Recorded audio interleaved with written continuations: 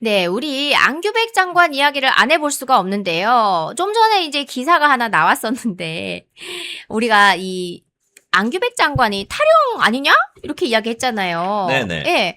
그런데 거기다가 또 뭐, 어, 이걸 뭐라고 합니까? 뭐 미귀라는 표현을 써가지고 이 방위들한테는 그 명칭이 따로 있더라고요. 복귀 미귀인가? 뭐 그런 게 예, 있대요. 근데 이제 그걸 다 네. 탈행으로 보죠. 예. 네네. 그래서 거기에 대해서 이 안규백 장관은 그 전까지 입장이 뭐였냐면 행정상의 착오였다라고 했어요. 근데 병적 기록서도 안 냈죠. 그리고 행정착오라면 이거 그냥 본인이 거기에 수장 아닙니까? 당장 그냥 전화 한 통 해가지고 그거 좀 기록 정정해달라라고 하면 모든 문제가 그냥 싹 씻기는 건데 뭐라고 하냐면요.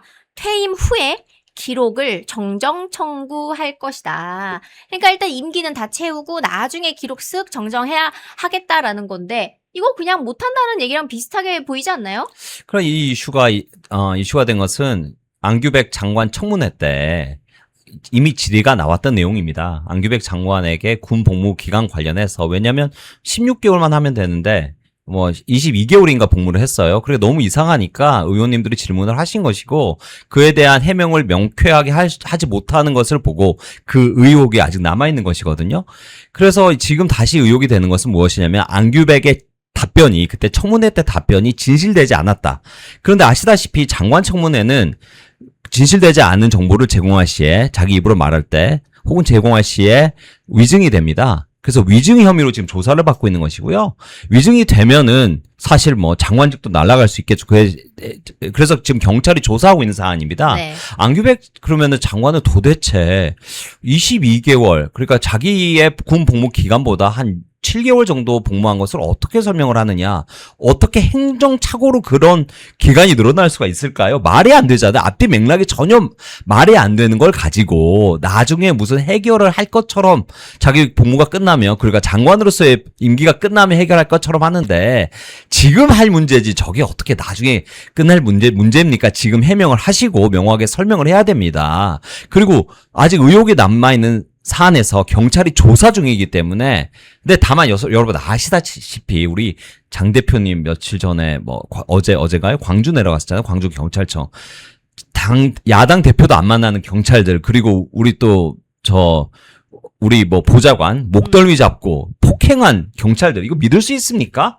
이거는 지금 경찰에 대한 신뢰가 바닥에 떨어져 있는데 경찰이 수사를 한다니까 믿지도 못하겠지만 여하튼 수사 사항은 분명하고 안규백 장관은 사실은 이 책임지고 물러나야 됩니다. 이 정도 되면 본인이 제대로 해명하고 있지 못하는데 거짓말한 게 뻔할 것이고 이게 무슨 수사의 혐의가 나와야 책임집니까? 자기가 거짓말한 게 미필적이든 고의든 간에 책임지고 물러나셔야죠. 방위 장관 지겹습니다. 네.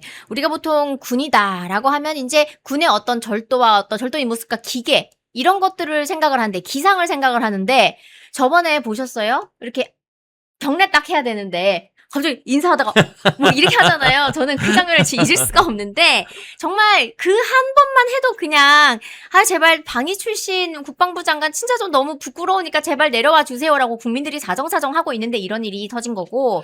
그리고 근데 네. 제가 재밌는 걸 발견했는데 이분이 국회 중국 무슨 의원 협회 부회장을 하셨더라고요. 중국? 예, 그 의원들 차이나? 그 중국 경제 무슨 네. 그 협회. 그래서 또 이것도 친중 인사 아닌가? 친중에 중국하고 아무래도 의원으로 교류를 하다 보면 중국 사업가들 뭐 금융인들 많이 만나거든요. 그래서 친중 인사인데다가 그게 국방장관을 하는데 방위밖에 안 나왔어. 이거 아유, 국방부 장관을 시키려면 병장은 달아야 되지 않습니까?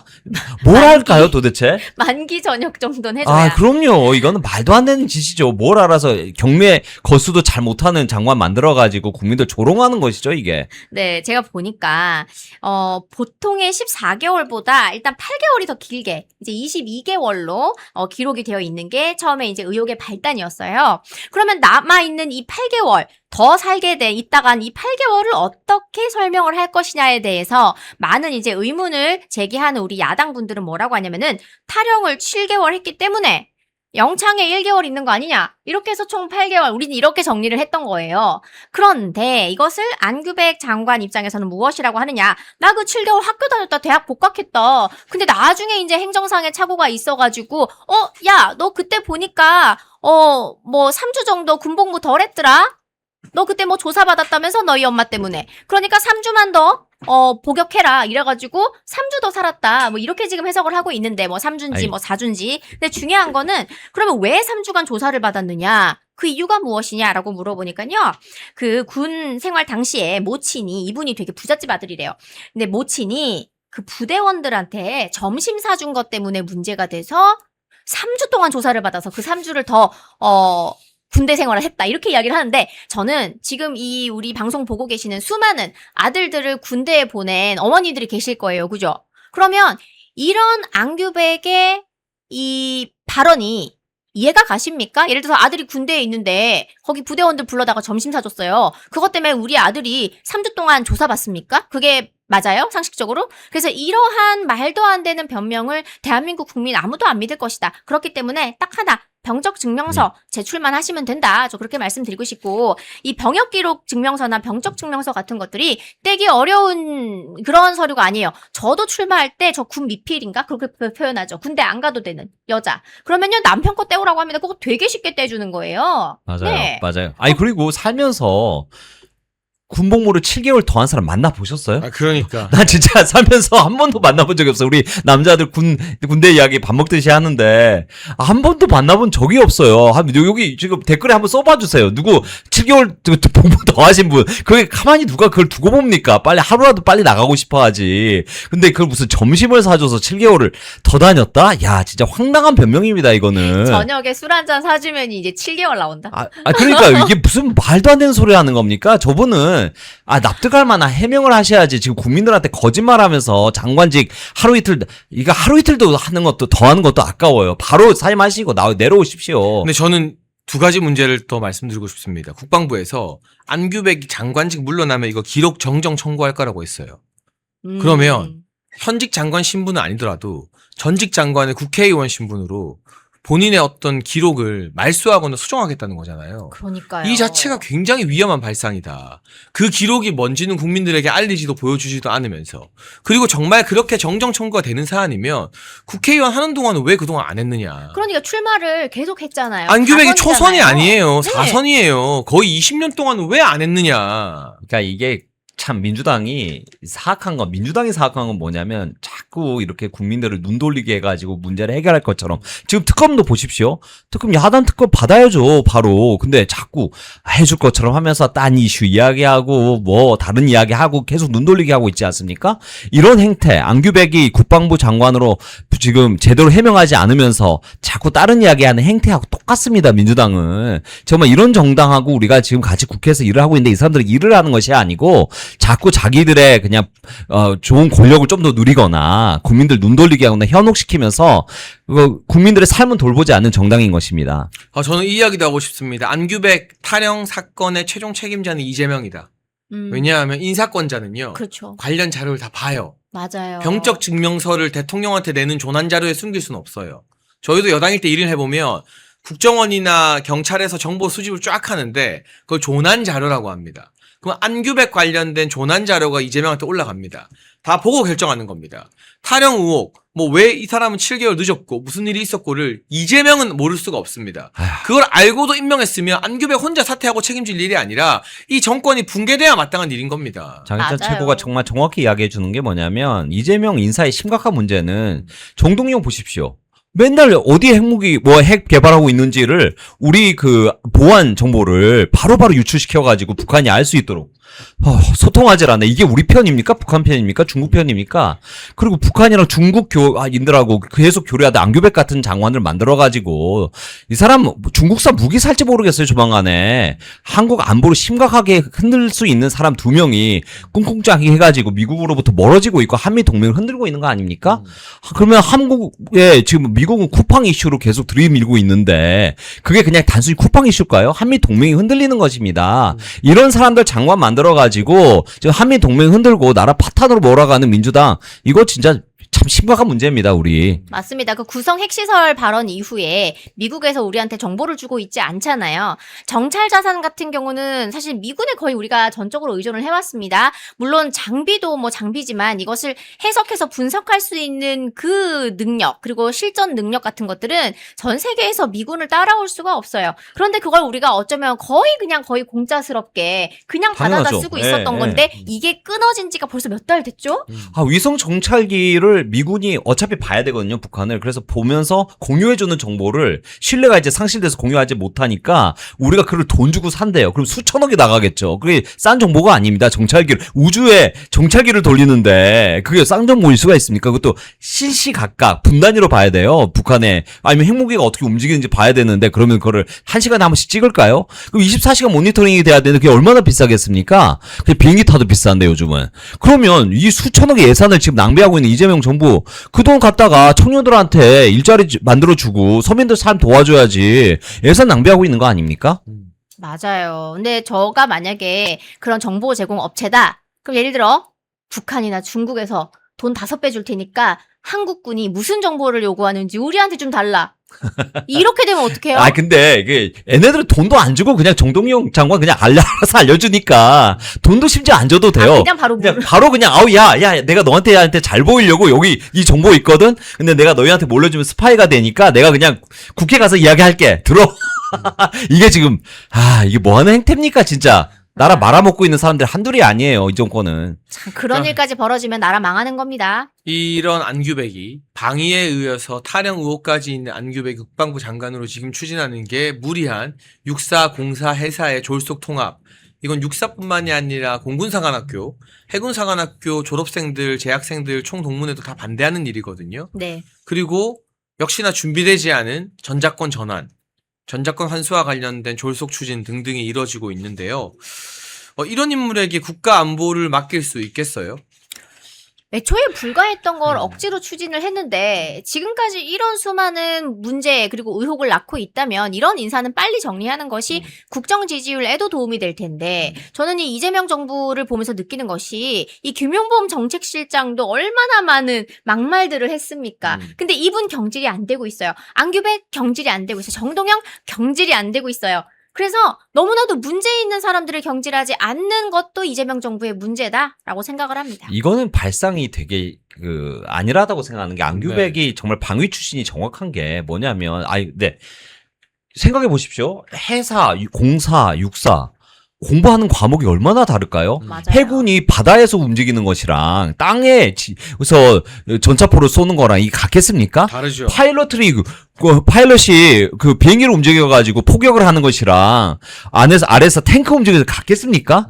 그거를 합쳐가지고 공부를 시킨다는 게 얼마나 지금 위험한 발상이고 말도 안 되는 것이죠. 그냥 플루트 부는 애를 바이올린 시키는 거랑 똑같은 거거든요. 그게 그냥 단지 악기라 그래서 똑같다 그냥 똑같이 배워. 근데 플루트 배우는 애가 바이올린 들고 배우면 뭐 플루트를 어떻게 봅니까? 이게 말이 안 되는 발상으로 지금 합쳐가지고 그냥 공부시키겠다는데 그거는 그냥 대한민국 안보 그냥 북한한테 그냥 넘기자. 중국한테 넘기자. 이런 소리입니다. 이게 국방을 지킬 수 있겠습니까? 그래서. 맞아요. 비유를 참 잘 들어주셨는데 악기 같은 경우도 우리가 오케스트라 합주를 할 때 그 전에 개개별 악기별로 따로 연습을 한 다음에 전문가가 된 다음에 오케스트라를 하는 거잖아요. 그러면은 이 육해공 군사관학교에 대해서 이것을 통합하는 것에 대해서 반대를 했던 크게 두 가지 이유가 하나가 이제 전문성을 먼저 갖춘 다음에 모여가지고 합동 전투 훈련을 하는 것이 그게 다른 나라의 사례에서도 이게 맞다라는 것이고요. 너무 당연한 걸 갖다가 이렇게 합친다고 틀어버리니까 사람들이 오히려 이상하고 기괴하다 뭐 이런 얘기 기괴하다는 단어 우리가 다른 데 많이 쓰긴 했는데 오늘은 여기 좀 갖고 올게요. 이게 근데 그러니까 우리 때는 무슨 최상병 사고 가지고 조사하던데 이건 한두 사람의 문제가 아닙니다. 이건 육군, 공군, 해군 전체를 그냥 괴멸시키는 행동을 하고 있는데 꼭 무슨 사람이 죽어야 문제가 됩니까? 이거는 수천 명, 수만 명 우리 군인들 전체 기강의 문제고 앞으로 한국의 안보를 책임질 사람들의 문제인데 이런 가만히 눈 뜨고 보고 있으면 안 되고요. 우리가 적극 나서서 무조건 막아야 됩니다. 근데 정말 이게 너무 군을 몰라도 너무 모른다 싶은 게요. 육해공을 다 전력을 모아 놓으면요. 이게 예전부터 분산시켜놓은 이유 중에 하나가 저도 이제 전문가분한테 들었는데 예전 시대 같은 경우에는 이렇게 군을 모아놓으면은 세력이 어마어마하잖아요. 그렇죠. 쿠데타 일어날 수 있다. 그래서 원래 다 흩어놓는 거라고 합니다. 그게 뭐 예전 이런 시대 때부터 역사적으로 그게 증명이 된 사례들이 있지 않습니까? 그래서 다 이유가 있어서 이렇게 따로따로 전문성을 위해서 흩어놓은 건데 이거를 갑자기 합친다고 하면 군 조직을 몰라도 너무 모른다. 과연 이게 과연 이 정부를 위한 것인가? 뭐 그런 생각이 듭니다. 네, 저희가 안규백 논란까지도 쭉 짚어보면서 지금 위기에 처한 대한민국 안보 현실까지도 짚어보고 있는데요. 방금 미우미우미우미님, 골드4790님, 오로라 공주님, 토마드 레이스님, 토마드 페이스님, 또 이젠 안녕님, 연두님, QWLSZN님 등등 많은 분들께서 응원의 슈퍼챗 오늘 보내주고 계십니다. 진심으로 감사하다는 말씀드리고요. 두 분에 대한 응원이 많은데 이 당원들의 뜨거운 응원 열기 느끼고 계시죠?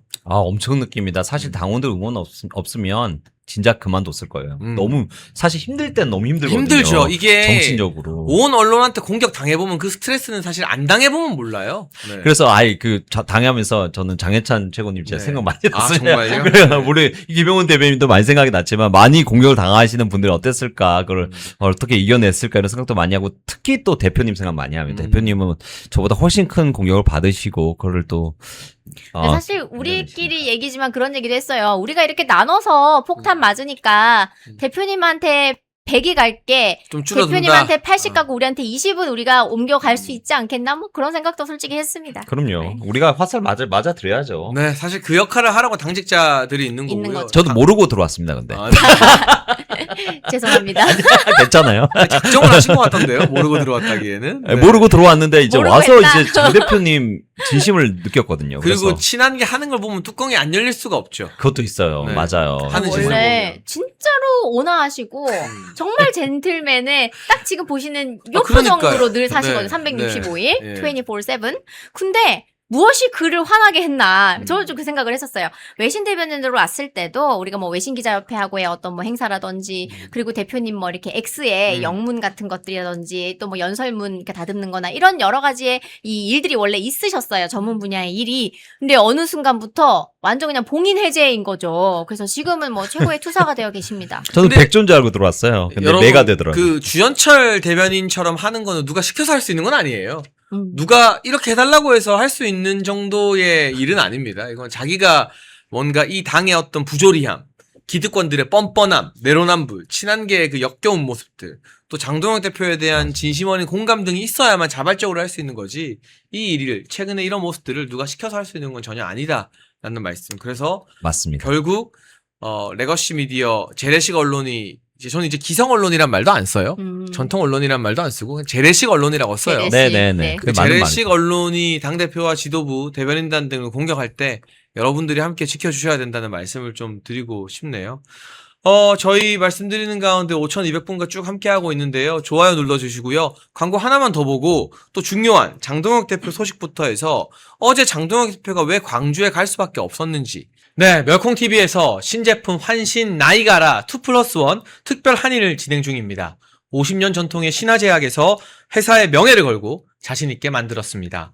면역력 강화, 혈액순환 개선, 피로 개선, 기억력 개선, 항산화에 도움을 주는 식약처 인정 건강기능식품입니다. 특히 밤에 주무시다가 화장실 문제로 불편을 겪는 분들에게 추천드립니다. 멸콩TV와 함께하는 환신 나이가라, 많은 문의와 사랑을 부탁드립니다. 다른 주제로 넘어가 보겠습니다. 장동혁 대표가 연일 맨몸으로 대여 투쟁에 앞장서고 있는데 일단 광주 이야기 먼저 해볼게요. 네. 장윤기 사건이요. 진짜 놀라운 게 이재명이 장윤기에 대해 언급 한 번을 안 해요. 그러니까요. 하루에 트위터를 막 7월 8일에는 7개 올리고 그랬거든요, 이재명이. 근데 장윤기 언급이 없고 민주당에서 장윤기 사건 관련 공식 논평이 없대요. 오늘 언론 기사가 나왔는데. 근데 해도 너무한 거 아닙니까? 그렇죠. 맨날 뭐 내란이 어쩌고 저쩌고 하면서 논평 참 열심히 내더니 환율 얘기 없죠? 그다음에 장윤기 사건 얘기 없습니다. 그러니까 불리한 거는 얘기 안 하는 겁니다. 그러니까 이게 이슈가 민주당은 검찰과 경찰, 그러니까 검찰을 없애는 것이 얘네들의 사명처럼 돼 있지 않습니까? 노무현의 죽음부터 시작된 그 억울하게 죽었다, 검찰로 인해서 죽었다라는 그런 미신 같은 생각을 하면서 그 미신이 쭉 내려와가지고 검찰을 없애야만 자기들의 정의가 만들어진다 이렇게 생각하는 것이기 때문에 그 부분에 있어서 정청래하고 이재명의 전쟁이 잠깐 있었잖아요. 검찰 보안권 수사에 대해서 그 조정 부분이 할 것인지 말 것인지. 그런데 이제 이념 진보, 제가 말하는 정청래 쪽은 친문 쪽, 그리고 강력하게 검찰의 권한을 모두 뺏어야 된다 이렇게 주장을 했고, 이재명은 검찰 보안권, 수사 보안권을 가지고 가려고 했는데 결국 이념 진보에 밀려서 강력한 저쪽에 좌파 애들에게 밀려가지고 포기를 한 것입니다. 그래서 김민석이 밀려 들어간 것이고요. 이거 굉장히 강력한 이게 좌파 정권이라고 느껴지는 것이, 쟤네들이 이야기할 때는 무슨 뉴 이재명 그래서 실리주의처럼 이야기를 하지만 딱 뜯어보면 검찰까지 완전히 없애서 경찰에게 모든 권한을 주겠다 하고 있는데 그 폐해 우리가 눈뜨고 보고 있지 않습니까?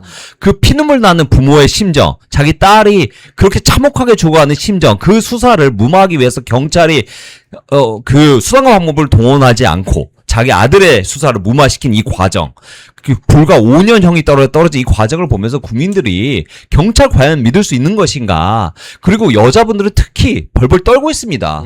내가 경찰들을 믿고 어떻게 내 치안을 확보할 수 있나, 밤에 걸어 다닐 수 있는 대한민국의 이 안전한 거리와 사회, 여자들의 안전한 현재 사회가 이게 무너지기 일보 직전입니다. 네. 저는 좀 화가 많이 났던 게, 이 광주에서도 광산경찰서잖아요. 근데 이 지역을 좀 아시는 분이 저한테 그 말씀 하시더라고요. 이거 사건 딱 보니까 이 지역의 경찰들끼리 서로 이제 봐주기 수사가 좀 이제 심해지면서 은폐 수사까지 지금 벌어지게 된 거다. 그래서 실제로 좀 많이 이제 외진 지역으로 가게 되면, 특히 섬이나 이런 데 가면은 우리가 뭐 예전에 영화화된 것들도 있고 드라마로 나온 것도 있고 참 참혹한 그런 일들이 있잖아요. 외딴 곳에서 일어난 어떤 살인 사건이나 이런 건데 결국에는 가족이 경찰이어가지고, 영화 이끼였나요? 네, 그 영화 보면은 이런 이야기가 나오는데, 사실 이런 것들을 바로잡을 수 있는 게 결국에는 검찰입니다. 그렇죠. 네, 그래서 모 변호사님이 옛날에 그 얘기 한 것 같아요. 제 기억으로는 이 국민을 지켜주는 우산이 2개가 있다. 비가 오면은 이쪽 우산 썼다가 여기에 구멍이 뚫리면 저 우산 썼다가 하는 것이다. 보완하는 것이다. 이게 바로 경찰하고 검찰인데, 검찰을 그냥 아무것도 못하게 만들어버리겠다 지금 이거잖아요. 그럼 이 사건 같은 경우에는요, 정성호 법무부 장관이 8일날 법사위에 출석해가지고 그런 이야기를 합니다. 장윤기 사건 경찰이 조사한 것만 가지고, 수사한 것만 가지고 너무 미진해서 검찰에서 보안 수사를 한 것만 11가지에 대해서 했다고 합니다. 그래서 뭘 추가로 검찰에 조사를 했냐 보니까, 저는 이 말이 너무 기가 찼는데, 장윤기 핸드폰 통화 기록도 조회 안 했대요, 경찰이. 아이고야. 이거 가장 기본적으로 하는 게요, 통화 기록 조회하는 거, 그 다음에 블랙박스 추적하는 거, 그 다음에 그 사고 현장 근처에 있는 차량 블랙박스 뒤지는 거, CCTV 뒤지는 거, 그 다음에 그 사람의 뭐 출입국 기록이나 아니면은 최근에 이 통장 조회 내역 있죠. 그런 것들 다 보는 게 수사의 기본 중에 기본인 거예요. 이거는 우리가 형사 드라마 시즌 1만 봐도 알 수 있는 수사의 기초인데, 이거를 경찰이 안 했다는 겁니다. 이거를 검찰이 했다는 겁니다. 근데 예를 들어서 앞으로 검찰이 보안 수사를 하지 못하고 그냥 요구만 할 수 있게 만들어준다?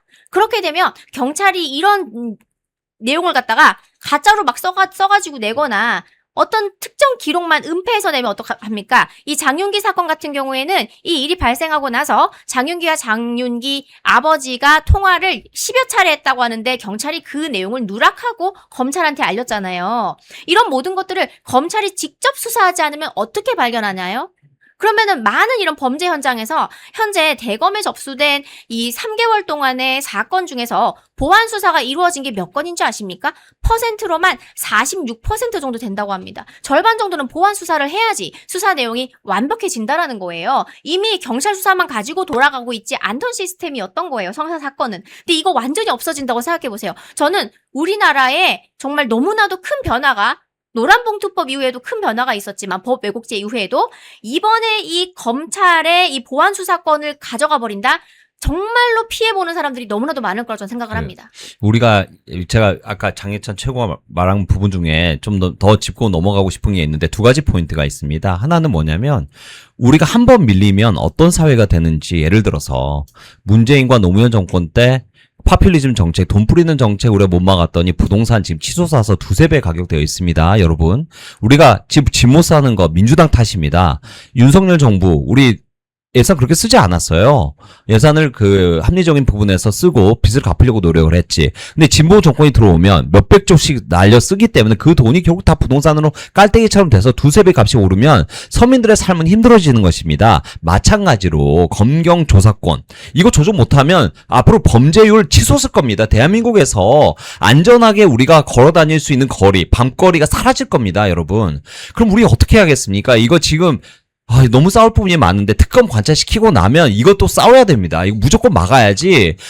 여자 아이들 특히 노약자들 밤에 걸어 다니시고 편하게 지금 가서 치킨집 가고 호프집 가고 이렇게 살 수 있는 거리가 이제는 날치기 강도 이런 사람들한테 날치기 당하고 강도짓 당해도 수사도 되지 않고 이런 사회가 이제 오는 것입니다.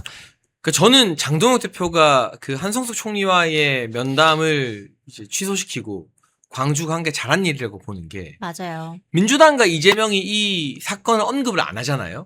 안 하죠. 자기들의 약한 골이니까 지역도 하필 광주고 그리고 보안 수사권이 필요하다는 걸 보여주는 사례니까 그럼 저들이 언급 안 하고 쉬쉬하면서 묻기를 바라는 걸 우리가 화제를 만들어야죠. 그럼요. 근데 갔는데 경찰청장이 어디 야당 대표가 왔는데 지역 경찰청장이 도망가 버렸어요. 이게 더 화제가 되는 거잖아요. 맞습니다. 그러니까 이게 사실 저들의 아픈 부분을 딱 찌른 거고 민생 차원에서 굉장히 중요한 부분이었던 거잖아요, 저거는. 맞습니다. 맞아요. 이게 이 집중호우가 예상되기 때문에 뭐 현장 점검 같다 이런 말도 안 되는 핑계를 이거를 광주시에서 해야지 경찰이 왜 합니까? 경찰서장이 왜 합니까? 이거를. 그러니까 말도 안 되는 핑계를 대고 줄행랑을 친 거예요. 그러니까 우리가 경찰청장이 도망갔다라고 이야기를 하는 겁니다. 사전에 우리가 이야기 안 하고 갔겠습니까?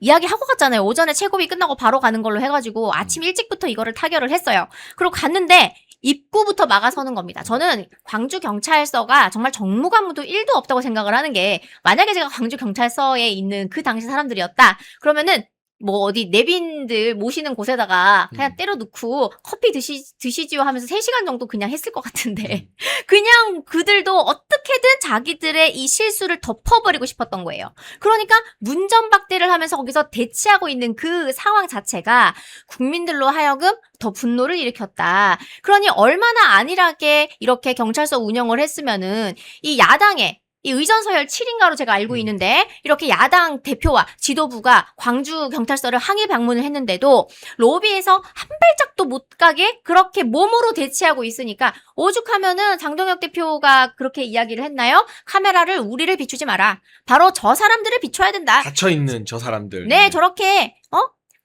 문을 못 들어가게 막고 있는 저 사람들을 비춰라 이렇게 이야기하고 있습니다. 그래서 그런 모든 총극이 국민들로 하여금 얼마나 이 수사를 경찰한테만 맡길 경우에 큰 일이 벌어지겠나, 경찰을 얼마나 우리가 믿을 수 있겠나라는 그런 생각을 하게 되는 것 같고, 하나만 더 말씀을 드리면 민주당에서 지금 TF 발족하고 뭐 보완책을 낸다 뭐 이렇게 이야기를 하는데요. 결국에는 뭐냐? 경찰 내부에서 이렇게 썩어 빠져가지고 일이 발생을 했는데 이거를 경찰 안에 또 감찰기구 만들어서 해결한다고 합니다. 이게 선관위 문제를 선관위에서 내부적으로 진상조사하는 거랑 뭐가 다른 거예요? 그러니까요. 다 똑같은 짓거리 아니에요, 지금? 진상조사 한다고 해놓고 지금 뭐가 달라졌습니까? 오히려 그 장 대표님이 아침 방송에서도 언급하신 것처럼 중앙선관위와 서울선관위는 별개의 기관, 독립이다. 서로 뭐 이렇게 왔다 갔다 하지 않는다 이렇게 얘기했어요. 그러니까 서울 이 선관위에서 일어난 문제에 대해서 중앙선관위는 참견을 할 수가 없다는 식으로 노태하게 이야기를 했잖아요. 근데 위철한 대행이 얼마 전에 뭘 했느냐. 서울 선관위에다가 공문을 보냅니다. 그 문건에 뭐가 적혀 있느냐. 투표 지연된 거. 사람들 투표 덜 한 거. 그럼에도 출구조사 발표한 거. 그리고 투표함을 개표소로 이동을 할 때 양당 참관인이 없었던 것, 이런 모든 것에 대해서는 이 선거 소청에 대해서 소청에 받아들여질 수 있는 사유가 아니다. 이거 딱 기각이다라는 식으로 지령을 내려버립니다. 이른바. 그러면은 이게 뭐예요? 중앙선관위에서 지역선관위한테 참견한 거잖아요. 외압은 넣은 것처럼 보이는 거잖아요. 그렇죠. 그러니까 서울의 선관위원 3명이 사표를 냅니다. 이 담당자, 소청 담당자가 3명이죠. 네, 사표를 냅니다. 이게 누가 봐도 투표를 덜 했는데 투표 종료한 게 이게 소청이 받아들여져야 되는 사유가 아니고 기각 사유라면 선관위는 왜 존재하는 겁니까? 그러니까 본인들도 멘탈이 완전히 그냥 나간 거예요. 아, 나 이거 진짜 소청 업무 나 못하겠다. 그냥 도망간 겁니다. 3명이 사표 썼습니다, 여러분. 우리가 이 공무원들의 기강 문제 이게 심각하다고 봐야 되는 게 그냥 단순히 이게 경찰의 문제가 아니라 선관위 문제도 있지 않습니까? 지금 말씀하신 것처럼 우리가 저번에 뭐라 그러죠? 그 친척들 채용하고 자기 자식들 채용한 부정 채용 문제. 그거를 제대로 짚지 못했기 때문에 아직까지 선관위가 저렇게 우리 국민들을 우롱하고 부정선거 행태를 벌이는 것 아닙니까? 그러니까 우리가 맥을 짚을 수 있을 때 짚어줘야 되는데 그 맥을 못 짚고 있는 상황. 그 상황 왜 그렇습니까, 지금? 이 상임위를 법사위로 양보하지 않는 민주당의 문제 아닙니까? 민주당이 법사위로 양보해서 우리가 상임위가 제대로 돼야 국회에서 일을 하는데 그래야 우리가 쟤들한테 무시 안 당하고 일을 할 수가 있는데 국회가 정상적으로 돌아가지 않으니까 민주당 때문에 지금 제대로 국민들을 위해서 일을 하지 못하는 것 아닙니까? 그 민주당 진짜 이거 당신들 너무 심각한 거 아닙니까? 국회 정말 문 닫아야 됩니다, 당신들. 이렇게 국회 운영할 거면 우리가 국회 왜 둡니까? 상임위 양보해야 되지 않습니까? 지금 생각해보니까요. 선관위 부정채용 문제가 불거졌을 때 제가 최고위원이었던 것 같거든요. 그때 제가 우리 당 청년들과 함께 과천에 있는 중앙선관위에 항의 시위를 하러 갔었어요. 그래서 뭐 부정채용 격파 세레모니도 하고 기자들도 오고 했었는데 아마 제가 그때 선관위한테 밉보여서 선거 기간 내내 말도 안 되는 공격을 당하고 결국 죄송합니다. 대법원에서 최종 무죄가 나온 지 학령 문제도 선관위가 그걸 일부러 고발하고 하지 않았을까. 그러니까 이 선관위라는 집단이 얼마나 무소불위의 권력을 가진 집단이냐면 국정원도 우습게 알았어요. 네. 오늘 나온 단독 보도를 보면 선관위 윗선이 보안 점수를 조작하라고 지시했다. 국정원에서 윤석열 정부 때 선관위를 한번 감사했잖아요. 맞아요. 근데 그것마저도 조작된 결과로 대응을 한 거예요. 그러면 국정원도 안 먹혀. 감사원 감사도 위헌이래. 선관위는 대체 어떻게 건드려야 되냐고요. 어떻게. 특검밖에 없습니다. 네. 야당 특검을 통해서 이번에 범위를 충분히 잡아가지고 속속들이 들여다보고 얘네들 예산 쓰는 것도 지금 너무 엉뚱하지 않습니까? 매번 똑같은 애들 써가지고 예산 금액만 올려주고 근데 그 회사들은 문제는 터무니없이 많고 투표율을 뭐 정확하게 그 투표가 반영이 안 된다든 이런 문제들이 있는데 이렇게 방만하게 운영하면서 그리고 자기들의 복수에는 혈안이 돼가지고 장혜천 최고 같은 경우에 자기들에게 밉보인 사람들 어떻게든 쫓아가서 죽일 생각만 하고 그리고 공무원 숫자는 늘려가지고 몇천 명씩 있으면서 골프 연습을 하는 조직을 데리고 도대체 무슨 선거랍니까? 그리고 이 사람들 다 행안부에다 떠넘기고 선거철이면 휴가 가잖아요. 뭐가 필요합니까? 행안부 장관 그만두세요. 윤호중 그만둬야 되지 않겠습니까? 당신이 관리 못한 거잖아요. 선관위도 지금 잘못했지만 이거 지금 이런 조직 만들어가지고 대한민국 지금 세금 축 내고 이거 10분의 1로 줄여도 돼요. 한 2,700명 자르고 그 돈으로 다른 데 써야지. 일자리 만들어야지. 이거 도서 뭐합니까? 그렇습니다. 장동혁 대표는 연일 선관위 특검 이야기하고 있고 또 경찰의 수사 문제 지적하고 있습니다. 지금도 경찰청 항의 방문 중인데 네. 문전박대당하고 있다라는 소식도 댓글로 전해주시는데요. 보좌관 목덜미 잡고 구타하는 사람들이에요. 언제부터 대한민국 경찰이 제1야당의 대표와 지도부를 이렇게 우습게 업신여겼는지 모르겠어요. 참 민주당이 오전에 항의 방문했을 때는 잘 만나주더니. 네. 아니, 특별행안위 원래 열 수 있는데 특별행안위를 열어야 되는데 지금 상임위가 양보가 안 되니까 지금 국회가 돌아가지 않아서 그런 것이지 사실 지금 같은 경우에는 특별행안위 열어서 윤호중 부르고 광주 경찰청장 불러서 국정 질의해야 됩니다. 그런 사안이에요. 자, 그렇습니다. 오늘 저희가 주현철 대변인을 처음 모시고 이런저런 이야기를 쭉 나눠봤는데 여러분 합이 어떻게 잘 맞는지 모르겠습니다. 금요일 방송 저희가 다양한 시도를 하기 위해서 노력하고 있고요. 오늘은 쭉 그래도 5,000분 이상 봐주셨는데 다시 한번 구독과 좋아요를 다 눌러달라고 부탁드리고 싶고 주 대변인님 시간 되시면 저희 멸콩TV 자주 나와주실 거죠? 예, 그럼요. 저는 너무 재밌습니다. 그리고 이게 고성국 박사님도 강조하고 계시지만 이 재래식 언론의 시대가 아니라 뉴미디어에서 지지차들을 결집시키고 새로운 바람이 부는 시대인 것 같거든요. 재래식을 누가 보나요? 그건 이제 할아버지 할머니들이 잠깐 옛날에 보던 거 그냥 그걸 빼고는 다 뉴미디어로 넘어왔죠. 그래서 이 장동혁 대표를 지키고 장동혁 대표와 함께 싸우는 스피커들이 뉴미디어 현장을 구석구석 누비고 다니면서 여러분들의 알고리즘, 보수 시청자, 보수 지지층의 알고리즘을 장악하는 게 굉장히 중요하다는 생각이 많이 들거든요. 멸콩TV는 이재명 정권의 독재에 맞서 행정, 입법, 언론의 자유를 지키기 위해 노력하고 있는 채널입니다. 여러분의 후원은 채널 운영과 대한민국의 진실을 알리는데 큰 힘이 됩니다. 우리의 자유와 미래를 지켜갈 수 있도록 멸콩 천사에 가입해 주시고 멸콩TV를 응원해 주십시오. 가입 및 후원을 원하시는 분들은 아래 배너의 전화번호나 댓글 링크로 문자, 또는 가입 신청해 주시면 멸콩TV 더 좋은 출연진들과 함께 항상 좋은 방송을 만드는데 큰 도움이 되겠습니다. 멸콩천사 후원 가입 많은 관심 부탁드립니다.